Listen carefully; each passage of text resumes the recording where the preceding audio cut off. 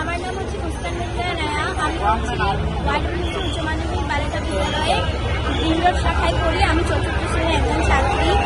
আমি টাকা জমিয়েছিলাম, আর আমার যতগুলো জামা কাপড় ছিল সেগুলো আমি এখানে দান করতে এসেছি। আর এইগুলো আমি প্রায় 2-3 বছর ধরে জমাচ্ছি সালামি টাকাগুলো। আর আমার এটা দিয়ে কালার সেট কেনার ইচ্ছা ছিল, কিন্তু পরে দেখলাম যখন সকল নাগরিক জনগণ সবাই এদিকে এসে দান করে দেশের জন্য ভালো করছে, তো আমি ওখানে এসেছি আর দান করেছি। আমার পক্ষে যতটুকু সম্ভব ছিল আমি